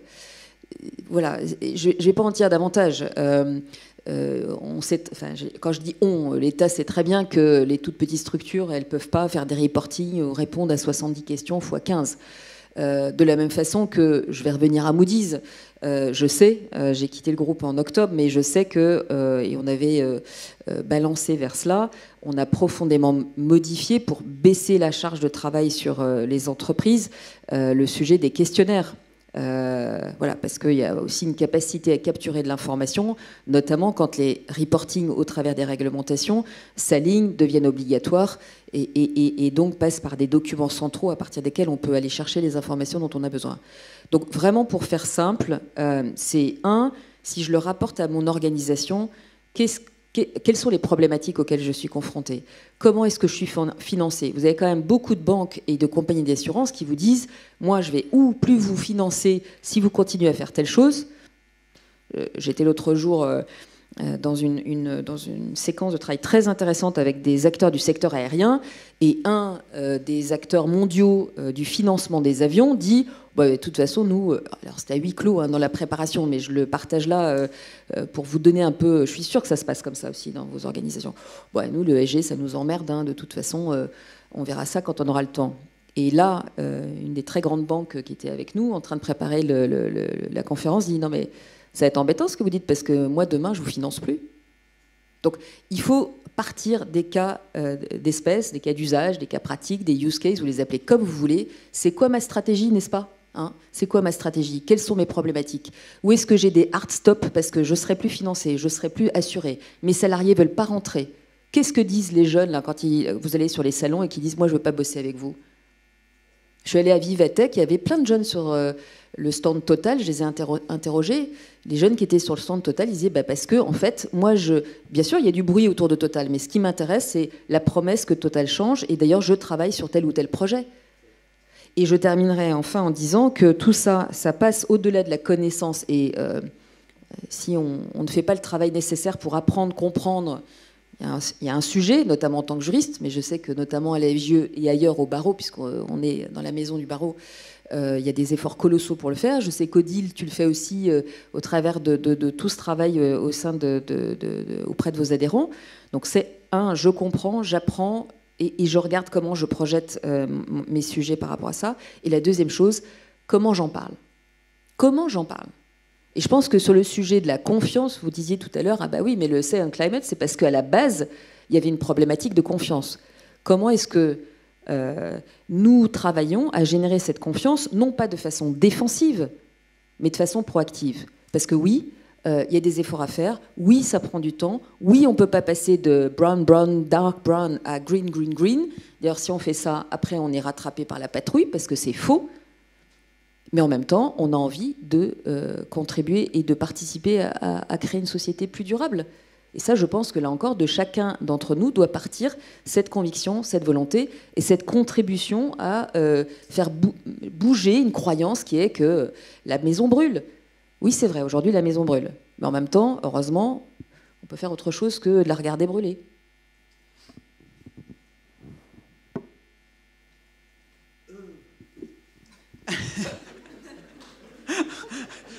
On a été un peu surpris, Sabine, mais bravo, absolument, je souscris pleinement. Et je souscris pleinement aussi aux préoccupations des jeunes, et donc qui sont les nôtres, parce que ce sont eux qui nous suivent, et il faut qu'on leur donne un peu envie. Alors, le temps a et qui filé. nous inspire souvent aussi, je dois dire. Et qui nous inspire beaucoup, d'ailleurs. Le temps a passé et donc on va passer sur certaines questions et je propose d'en aborder une qui préoccupe quand même beaucoup d'entreprises. C'est le sujet des PME. Parce que voilà, le champ d'application s'élargit pour la CSRD. Et d'ailleurs, les PME sont de plus en plus impliquées, y compris dans vigilance, puisqu'il y a un effet boule de neige évident. Les grandes entreprises transfèrent et transmettent toutes leurs obligations à leurs fournisseurs. Et donc, voilà, toutes les PME sont maintenant impliquées et beaucoup ont envie de s'impliquer. Mais comment le faire? Alors peut-être, Jean-Marc, est-ce que vous avez quelques pistes de réflexion pour les PME, pour les aider, en sachant qu'elles n'ont pas les moyens, comme vient de le dire très justement Sabine, de répondre à des questionnaires de 70 questions et elles n'ont pas les moyens de regarder tout ce qui sort en ce moment. Ouais, alors, je dirais que je serais plus mitigé là-dessus, parce que je trouve qu'il y a de très belles choses qui sont faites dans les PME. En tout cas, moi, je vois des fournisseurs qui font des choses extraordinaires. Et puis, moi, je parlais des labels tout à l'heure. Presque 90% des entreprises labellisées sont des PME. Une enquête du METI, le mouvement des ETI, dit que, je crois, c'est plus de 90% des ETI sont dans une démarche RSE. Donc elles n'ont pas nécessairement attendu les grands groupes, les grandes réglementations pour s'engager. Et j'allais y venir, en fait, aujourd'hui, enfin, même si des seuils sont donnés dans ces directives, je dirais que ce serait se voiler la face de se dire qu'il n'y a que ces entreprises-là qui sont concernées, puisque par ricochet, qu'est-ce que fait un grand donneur d'ordre? Il se retourne vers ses fournisseurs, il leur demande, il leur transmet ses exigences et il leur demande de mettre en place des actions. Donc elles sont de toute façon impliquées et elles font partie même, dans la définition de la CSRD, des parties prenantes. Voilà. Donc elles font partie de cet écosystème, elles font partie du paysage, donc elles sont directement concernées, je dirais, quelle que soit leur taille. Et puis on le voit avec les nouvelles normes. Au fil du temps, on va avoir un abaissement des seuils de réglementation également qui va venir inclure de plus en plus d'entreprises. Donc c'est vrai que pour les grands groupes, c'est quand même c'est aussi une responsabilité. Les grands groupes ont une grande responsabilité ici dans l'accompagnement des entreprises. Je reprends l'exemple de Schlumberger. On a mis effectivement en place tout un programme dès lors qu'on avait défini nos objectifs et la démarche qu'on allait suivre. On a on a organisé pas mal de réunions avec des fournisseurs, déjà pour les informer de nos intentions, pas avant même d'aller leur poser des critères particuliers d'exigence, mais déjà au moins de leur dire, voilà, nous c'est la direction qu'on est en train de prendre. Commencez à vous y intéresser. Et puis, est-ce que vous avez les compétences en interne pour le faire? Oui, non. Ok, on peut peut-être vous donner accès à des ressources que l'on a chez nous, essayer de collaborer pour ça, ou vous aider à en obtenir. Donc ça fait partie, je pense, des actions qui peuvent être menées. Et puis surtout, le sujet de l'innovation, moi, me passionne assez énormément. Et surtout l'innovation, je dirais que l'entreprise, un grand groupe peut tirer de tout l'écosystème. Donc c'est aussi l'opportunité, en tout cas à travers les fonctions achats, d'aller ouvrir des discussions avec ses partenaires pour, là, repenser comment un produit a été imaginé, comment un flux logistique a été construit au fil du temps pour, là aussi, essayer d'être plus vertueux. Voilà. Donc c'est une opportunité, je trouve, pour les grands groupes avec leurs fournisseurs, d'ouvrir des discussions et d'engager une nouvelle forme de relation. Ouais. Alors il nous reste 5 minutes. Hein. Une question pour Maria, une question pour Luca. Alors, moi, Maria, j'avais envie de poser une question qui fait un peu le reflet de la première table ronde, c'est le contentieux.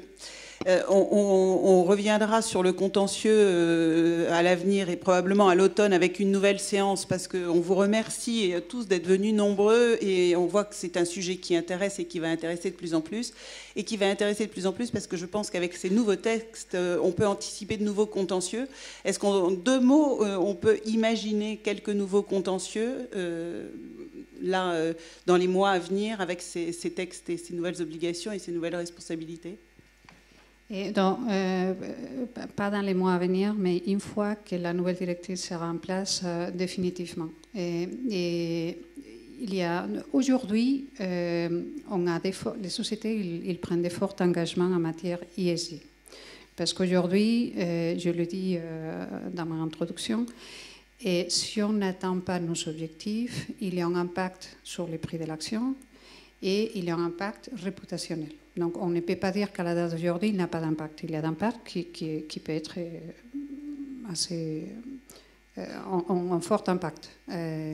Parce que tout ce qui impacte bien évidemment les prix de l'action, ça peut avoir les deux sujets, le prix de l'action et la réputation, sont très importants. Mais la réalité, et on l'a vu parce que j'ai essayé de trouver les dernières décisions, on l'a vu pendant les 6 derniers mois. Je pense que c'était il n'y a pas longtemps que le tribunal judiciaire de Paris a rejeté la demande de plusieurs associations contre Total Energy pour, en ce qui concerne la loi sur le devoir de vigilance, ils demandaient de suspendre certaines activités de leurs projets en Ouganda. La demande a été rejetée. En mai, j'ai aussi trouvé High Court of London la demande d'une association qui s'appelle Client Earth contre Shell. La demande a été aussi rejetée. Donc, ce qui se passe aujourd'hui, c'est que oui, on a de forts engagements, mais c'est vrai que il n'y a pas, dans la nouvelle réglementation, les critères sont beaucoup plus clairs, les KPI sont beaucoup plus granulaires, et il y a une obligation d'audit, tout ce qui n'existait pas aujourd'hui. Donc, est-ce que ça peut nous amener à de nouveaux contentieux? Et je pense que la réponse est oui, définitivement. Peut-être une dernière question pour Luca, finalement, sur ces référentiels. Est-ce que vous parlez régulièrement, Global Compact, je veux dire, avec les FRAG, la Commission européenne, l'OCDE, et est-ce qu'on peut imaginer un jour un référentiel, j'allais dire, je vais dire carrément unique, hein, de manière à pouvoir effectivement donner aussi un peu une certaine forme de, je dirais, d'assurance ou de sécurité juridique aux entreprises, puisque après tout, ça reste quand même, puisque contentieux il risque d'y avoir, encore faut-il effectivement qu'on ait quand même effectivement une sécurité juridique pour les entreprises. Alors, je n'ai pas la visibilité sur ça, mais nous, en fait, on a des membres qui sont aussi membres chez l'EFRAG, par exemple, et ils ont contribué à la création de la COP, de cette nouvelle COP.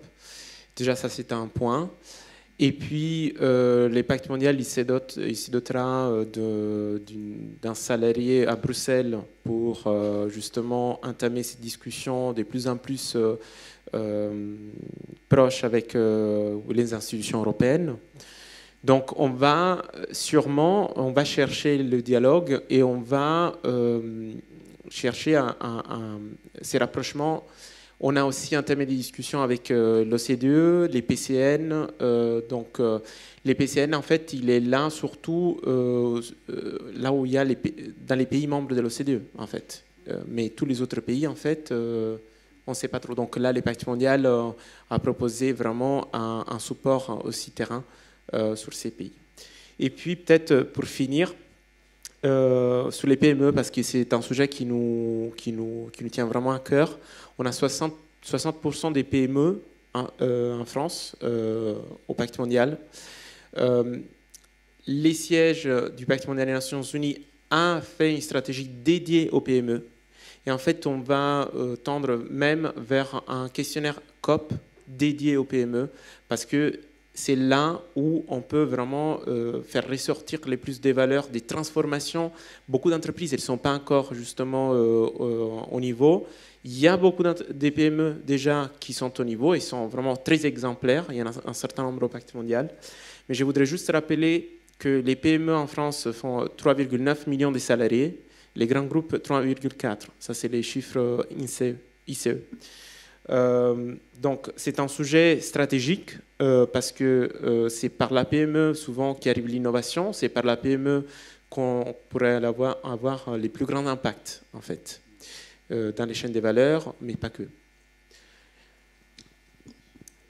Voilà. Merci beaucoup, merci Luca. Alors avant d'aller au cocktail qui nous attend sur la place Dauphine sous le soleil, est-ce que vous avez une ou deux questions que nous prenons avec grand plaisir? Oui. Bonjour, Louise Salmazo.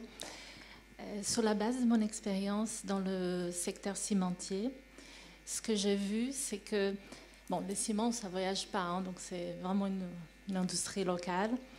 Et malheureusement, ce qu'on voit, c'est que c'est très difficile d'être une entreprise globale. On a vu, par exemple, un des leaders, Holcim, qui a vendu les usines au Brésil et en Inde, parce que consolider les émissions carbone quand les conditions ne sont pas pareilles dans le pays où on n'a pas la réglementation, c'est très difficile de rester compétitif. Donc on a une situation où ces grands acteurs qui pourraient améliorer les moyens de production dans ces pays, être moins émetteurs, décident de sortir du sud et se concentrer dans le nord. Donc c'est un peu dommage de voir ça. Je ne sais pas si vous voyez ça dans d'autres secteurs, cette concentration en Europe à cause de la réglementation. Je vais prendre la question. Merci, parce que c'est une question qui met en évidence en fait tous les risques de cette transition verte. En fait, on parle des transitions justes parce que justement, les impacts de ces choix peuvent être néfastes et vraiment très dangereux pour certains pays qui sont déjà pauvres. Donc, nous, c'est pour ça qu'on souhaite vraiment que les entreprises ne fassent pas ce type de nettoyage, choisir entre un fournisseur qui est sur un KPI est très fort, mais en fait qui ne nous dit rien par rapport à son processus de due diligence sur les droits humains, mais faire en sorte que ces fournisseurs sur place puissent vraiment progresser. Et c'est pour ça qu'il s'agit des visions stratégiques, et c'est pour ça qu'on parle des transitions justes, parce que sinon on tombe tout simplement dans une transition désordonnée, où seulement les meilleurs vont gagner des quotas, mais il y aura une grosse partie d'entreprises qui malheureusement vont perdre des quotas et donc du travail et des emplois, et donc avec des conséquences importantes. Pour nous, étant donné qu'on promouvoit l'agenda 2030, on veut éviter ça. Et puis je voudrais dire d'ailleurs que ce qui est assez, ce serait assez préoccupant parce que on le voit en matière d'anticorruption, les standards en matière d'anticorruption sont tellement élevés aujourd'hui que de très nombreuses entreprises décident purement et simplement de ne plus travailler dans un certain nombre de pays qui sont des pays pauvres. Hein. Et donc, ça, c'est pas le but recherché, c'est pas non plus effectivement de faire en sorte que finalement les entreprises cessent effectivement d'opérer dans les pays qui ont le plus besoin justement de développement. Encore une question? Oui. Oui, alors j'ai lu qu'en Espagne, il y a une loi qui est entrée en vigueur, qui est très en avance par rapport au reste de l'Europe, qui prévoit l'intégration des plans de transition dans les comptes annuels qui sont présentés à l'Assemblée tous les ans. Ce qui permet de montrer, à travers la comptabilité financière, hein, puisque c'est tout simplement les risques et les provisions et les investissements qui sont présentés dans les comptes annuels, et puis dans tout ce qui est les grandes prospectives, je pense sur 3 ans. Ça permet aux actionnaires de voir clairement quels sont les engagements au niveau de la stratégie, y compris climatique. Est-ce que ce ne serait pas une solution finalement pour les Say on Climate, pour aussi pour régler la problématique des résolutions climatiques partout en Europe? Alors, si je puis me permettre, je vais répondre à cette question.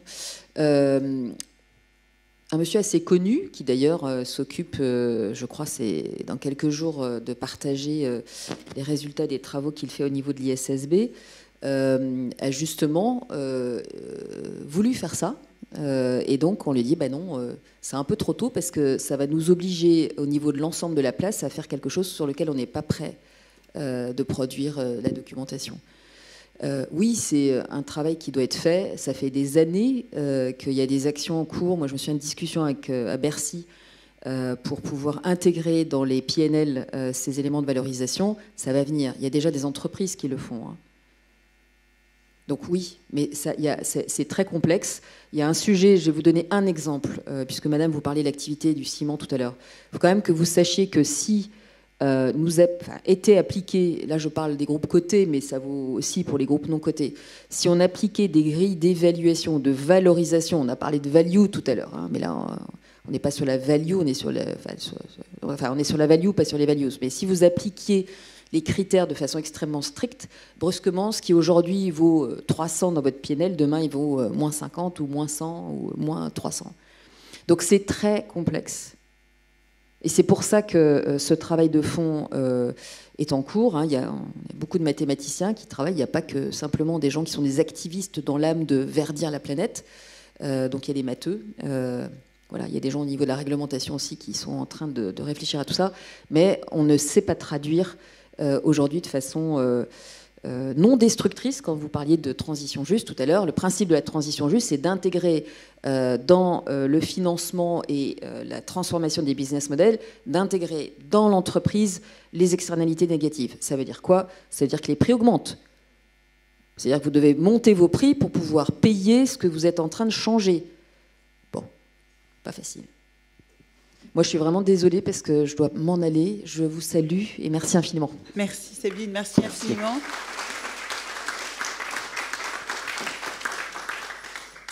Un dernier mot de Luca? Oui, en liaison avec ça, enfin, en fait, si on recontextualise, la révolution industrielle dans le monde qu'on a vécu a duré 70-80 ans. Là, on va vers une nouvelle révolution verte, mais qu'on doit essayer de faire à 2030, maximum 2050. Donc, les défis sont très importants. Les défis sont très importants, mais aujourd'hui, on a la technologie, on a de l'investissement en recherche et développement, on a les régulateurs aussi qui essayent de nous aider, de nous faire, de nous guider vers ces transitions. Il faut relever les défis parce que les entreprises vont se confronter à un nouveau type de compétition. Mais voilà, les ordres de grandeur en termes de temps, ça parle quand même par rapport aux défis auxquels nous sommes confrontés. Merci. Merci infiniment pour vos présentations et vos réflexions. Merci beaucoup. Alors, je pense qu'on aurait pu continuer à en parler toute la journée. En tout cas, merci à tous d'être restés. Et puis, nous vous donnons rendez-vous sur la place Dauphine, au bar du Caveau, pour un petit cocktail déjeunatoire. Et puis, pour ceux qui ne peuvent rester, à l'automne prochain, probablement, pour la suite de ces réflexions. Merci à vous. S'il y a des avocats qui n'ont pas signé la fiche de présence et qui veulent que leurs heures soient comptabilisées, je suis là.